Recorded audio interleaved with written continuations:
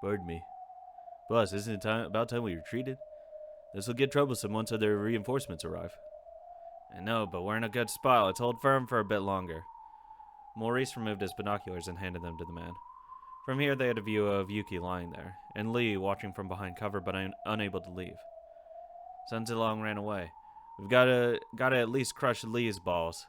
Can't head home empty-handed. We're stuck in a deadlock. Looks like it's gonna take time.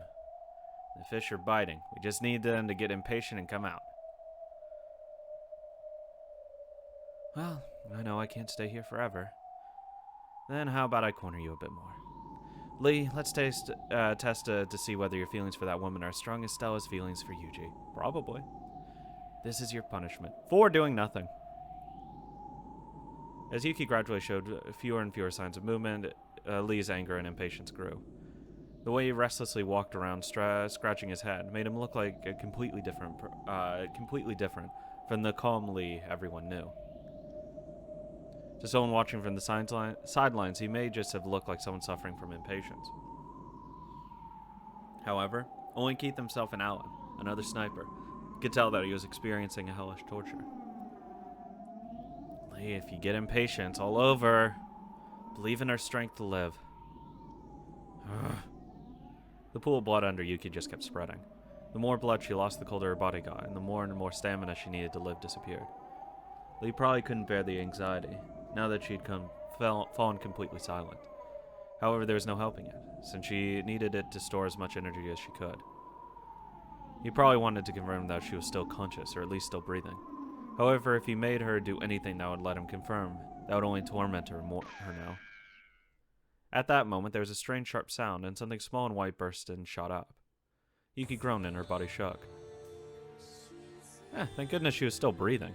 But any relief brought by that was blown away when he figured out what that white thing was. What is it, Yuki? Are you okay? Shot again. Wonderful. Great guy, by the way. Any fucking Keith fans? Die. What the? Yuki's finger. It hurts. Yuki would never be able to wear an engagement ring or a wedding now. The ring finger on her left hand had just been crushed by a bullet and knocked off. Lee screamed, writhing about and wailing.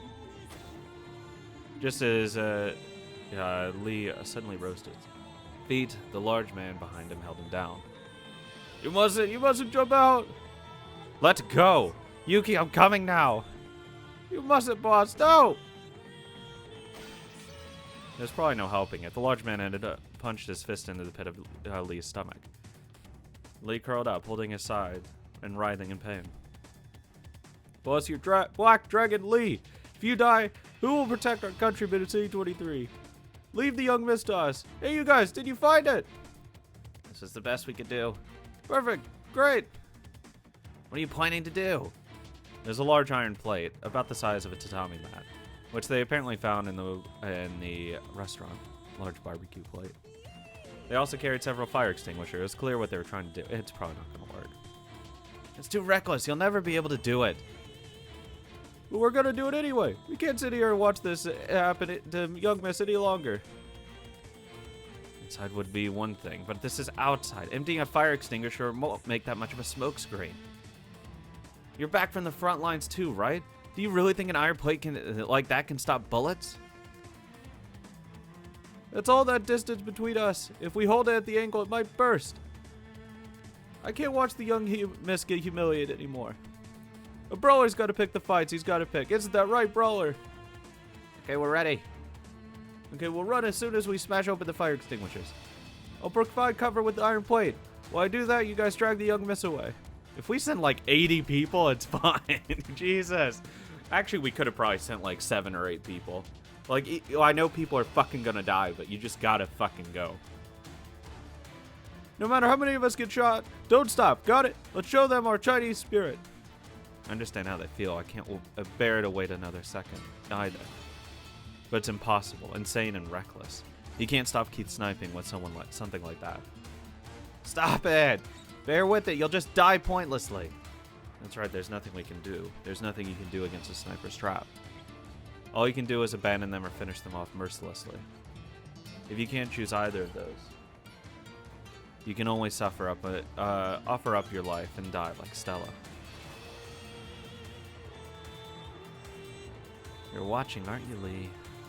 If you don't come out quickly, I'll tear that woman to pieces in front of you. Oh, you mean like what they did to Yuji or whatever? Oh, yeah, the thing they didn't do. Shot him once, and that was it. Fuck off, bitch. And then this wind. Once again, a Reaper scythe known as a bullet descended. Yuki's hand left again. Back to the powerless. The back of the powerless girl's right hand had been shot right through. Yuki's body shook, but she didn't let out another cry of pain. However, Lee saw it while curled up in a ball, so he moaned in Yuki's place. Yuki! Okay, here we go, men! Break open the fire extinguishers! Stop it! Wait for backup, you'll just die! Stop it! Ah! And dies. The men dashed out from behind cover while the fire extinguisher fiercely pumped out mist. The powder from the fire extinguisher agent formed a cloud around the area.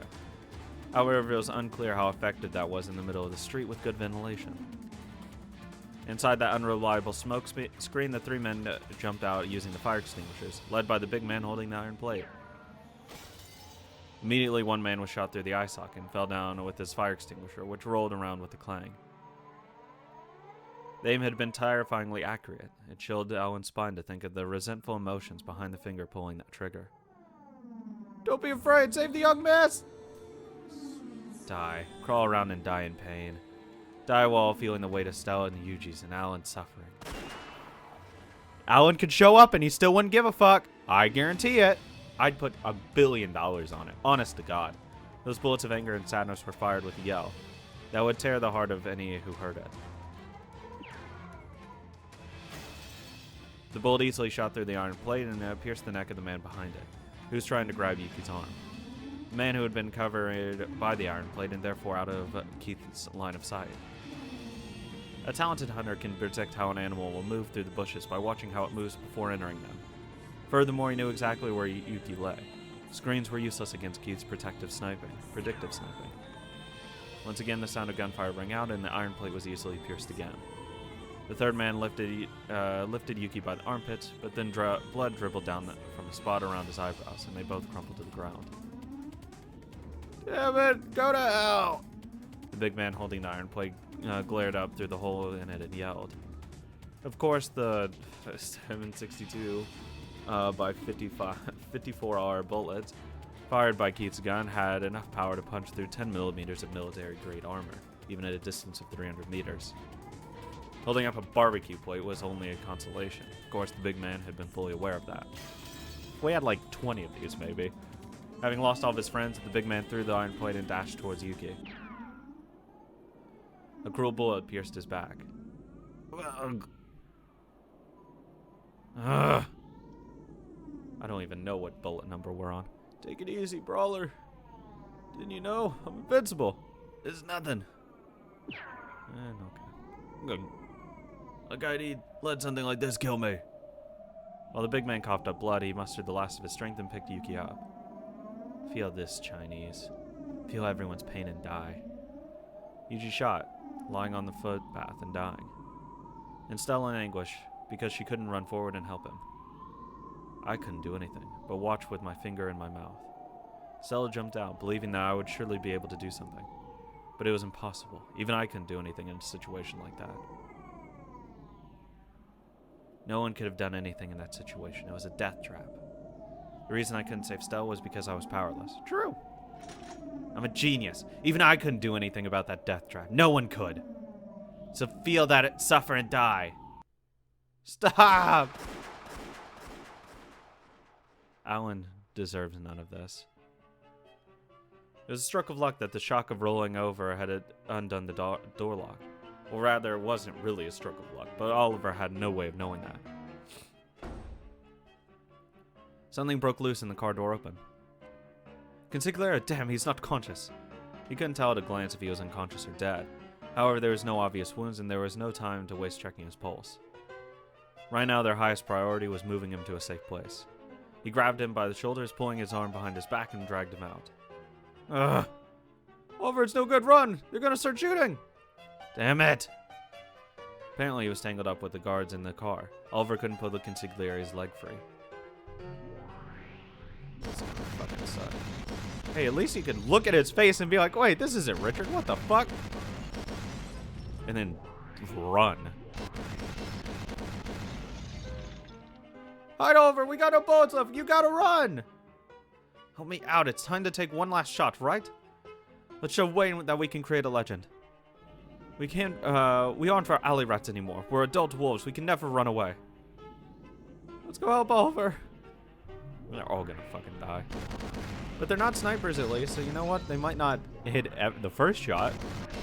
They'll hit one of them, and that's all that really matters. Man, it should be really telling. They give you, like, no fucking armor or anything. Young wild dogs jump from behind cover to help Oliver. They pull the consigliary's body out of the crack in the door. Even while they were dragging him out of the car, they got hit by bullets one after another. Bullets fired by other members of Primavera. Perhaps their only relief was that they died without knowing the truth. Where were you shot? Don't worry about me. Get the consigliere somewhere safe. But what are you trying to do? Get out of here quickly! You said it yourself. Can we really tell Wayne that we turned tail and ran? Even I want Wayne to see me doing something cool. You fool, run! Come on, you scum! Become the foundation for my legend! I hope he kills one of them. He'll be badass.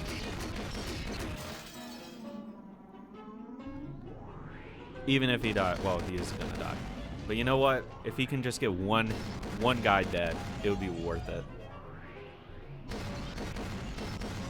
Fucking dome him. Kill! Yeah. That was cool, right? Yeah, damn it! Damn it! And the consigliere wakes up, tell him I offered up my body to protect him.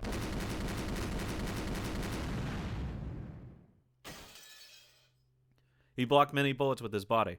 He stopped the bullets that would hit Oliver and the consigliere. Damn, you know how many bullets I can hold in this body? Beyond his body as he crumbled were piles of their comrades who were already on the ground. Clark, who had gone around swiping bread with him. Johnny, who had fought with him over rotting apple cores. Andy, who became a reliable friend ever since he had decided he had misjudged Oliver. They were all hit by bullets, shot by who knows who. And they died without a chance for any last words. Like the corpses of rats that had fallen off piles of alley trash to be crushed in truck tire ruts. Oliver howled. It wasn't out of fear of death. He didn't want to believe it. He was a wolf, a human. He flashed back to his memories of a time he'd rather do anything than die like a rat. Those scornful gazes directed at the miserable orphans. In the cold, he had wrapped himself in a ragged sheet he had stolen from a construction site, gazing at the warm light peeking through window curtains. The coldness of his frozen hands that made Oliver howl. And then Oliver prepared himself. He prepared himself for death. He was afraid. Afraid that his death might be like the rats crushed in ruts.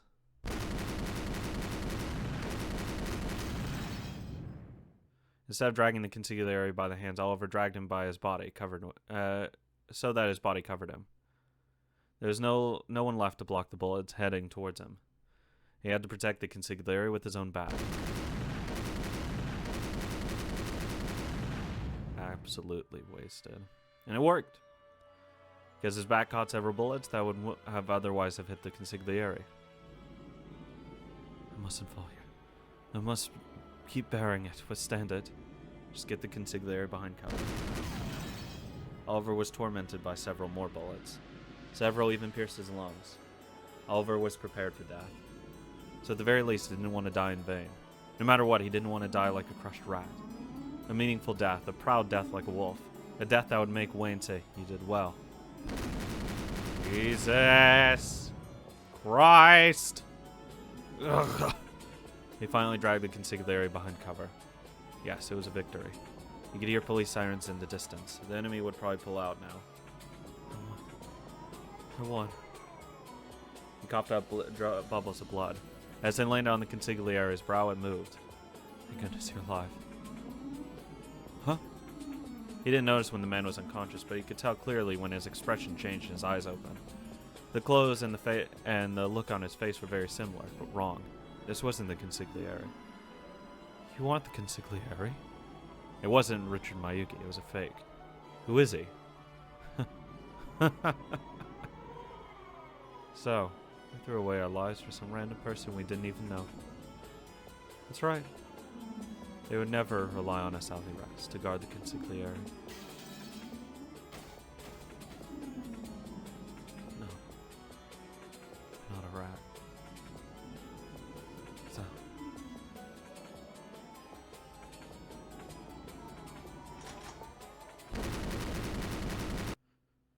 Jesus Christ.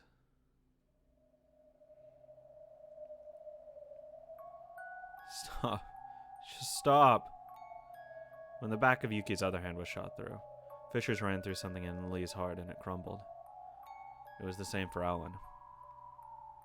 Because Yuki's body no longer shook from the bullets. Normally you would cry. You'd cover your face with tears, mourning your powerlessness. But Alan's face only wore a stiff smile, as though someone had told him a bad joke.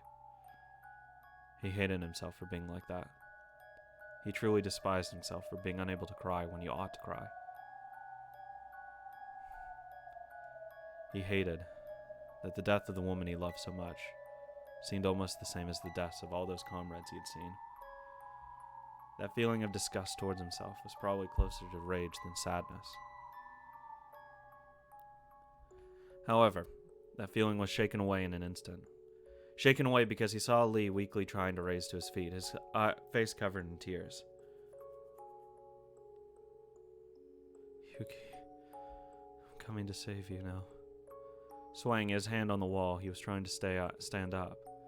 Believing his sister was still alive, he was trying to save her. He couldn't accept the reality in front of him. I can't either, buddy. No. He still believed she was alive because of love. And I don't even have that. I'm losing the person I love right in front of me, and this is the expression on my face. That's something that dried up long ago on that parched battlefield.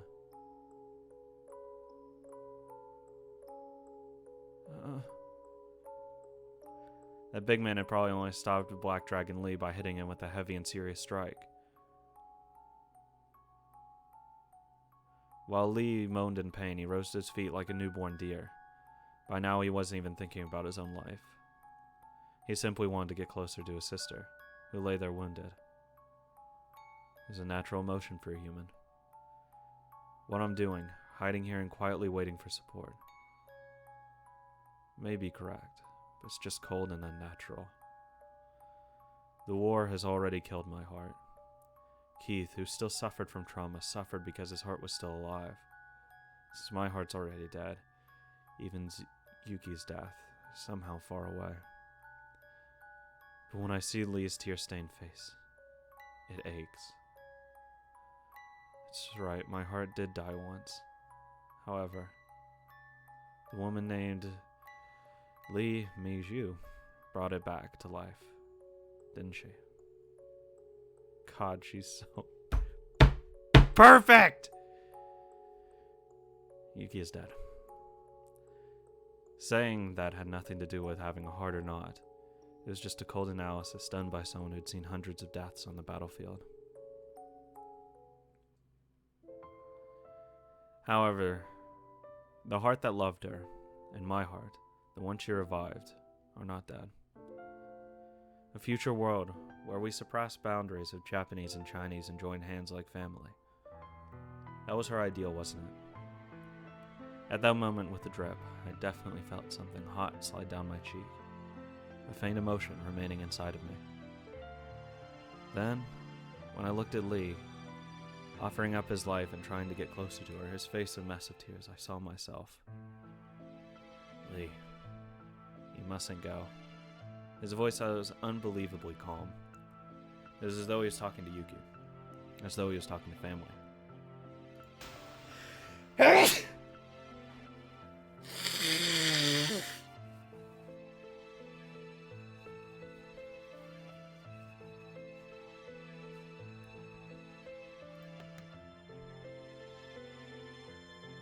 Alan, Lee wasn't just some person anymore. Okay, I'm fine. This is fine. He was a man who loved Yuki as much as Alan did. And he was even family now. Then he clearly heard Yuki's voice. How long are you men going to keep warring? In that war of yours quickly. My queen, I cannot sit quietly and watch this anymore. If you die, who will put an end to our war? At this rate, hatred will summon hatred, and another war will start. I want to fucking murder everyone in that fucking city! What? You lost sight of who our enemies are. We just hate whoever's nearby, trying to escape from the flames of hatred. Yes, just like Keith right now. I don't know what's happened to this city, but one thing I do know is that we must not start a war. There's no way she'd want that. Ugh. Alan's quiet tone may have helped Lee's heart regain a little of its composure. Lee fell to his knees again, hanging his head and sobbing. Like he said, this is all the plot of someone trying to get us to fight. And right now, you're the only one who can stop it. Are you telling me that after being treated like this, I have to live and swallow my hatred without being able to let it fly? His little sister had been humiliated and killed right in front of him. Was he supposed to swallow his desire for revenge against such an act? I'd be ballistic. Oh my fucking god, I feel ballistic right now. By now, Lee was starting to guess the true nature of this attack. Liv, I can still see Yuki behind your face, so please. You're selfish. Do you have the right to order me to abandon my revenge? Can you understand the pain I feel at losing the last remaining part of my family? I do understand. I know how your feelings won't go away. So let's do this. In your place, I'll save Yuki. Even Lee knew. Keith was now in a state of ultimate concentration. He would instantly and accurately shoot anyone who approached Yuki, no matter who it was. Even if it was his own partner, he would pull the trigger long before noticing who it was. Even Alan would die if he went out. Fuck him. I hate Keith. There is a lake of eternal hatred for this spineless cuck. What would be the point? I'll prove it. Prove what? I'll prove to you that I can die for her. Alan? So, use this to quell your anger. Please believe that there's a man who will feel as much pain at her death as you do. I wanted to welcome you as a member of my family. No. She and I were already joined. You and I are family already. So you aren't alone. Not alone. Alan slowly stood up and poked his face out from behind cover. The instant he sensed killing intent and moved his face, the wall where his face had been a moment ago was gouged by a bullet. No matter what showed itself, it would be shot instantly. Apparently his naive hopes that appearing slowly would make the shooter notice the difference in tone and hesitate were mistaken. Alan. There's apparently 6 billion people in the world. Out of all of them, I met the one and only Yuki. If that isn't a miracle, I don't know what is. Which means I'm a 1 in 6 billion winner. Super lucky boy. There wasn't 6 billion at the time of this, but whatever. Don't worry, the bullet will miss miraculously. It's enough. Your resolve has cleared my mind. No, it's not. Men and women need to take vows to become family. It's the same between men. That's what this is for us. Stop. Phew. Stop it. Here I go. You'll die in vain. Do you intend to make me lose my family again? Please, God, give me one more miracle as big as the miracle of meeting Yuki. God, why is he so good? Ah! Look at that queen. If he kills Alan, I don't even know what I'll fucking think. Oh god, I actually might explode. Jesus. Alan rolled out from behind cover. However, Keith's merciless sight pointed squarely at Alan's brow. A miracle? With Keith's perfect sniping techniques, a miraculous miss was impossible. However, a single white feather danced. Just a single white feather that drifted out of nowhere. Yuki! A boorish bullet, which could easily shoot through metal plates, merely had a feather drifting in the wind coil about it. However, that bullet missed the place that Keith was aiming for by a few centimeters. Holy fuck! Alan, who had fallen down as though covering Yuki, slowly got up. On his skin, on the skin of his forehead was a wound like one made by a sharp razor, marking the place where the Reaper's blade had fallen. It's not my time to fucking die, bitch. Though as though it was only just remembered, a line of blood dripped from that sharp, thin wound. Alan? He doesn't care. Fuck him. At the far opposite end of that scope, Alan stared into Keith's eyes. Keith felt no happiness at seeing his partner alive. After all, Alan's gaze seemed to be pitying. Yeah. You realize what you fucking did, bitch. You knew!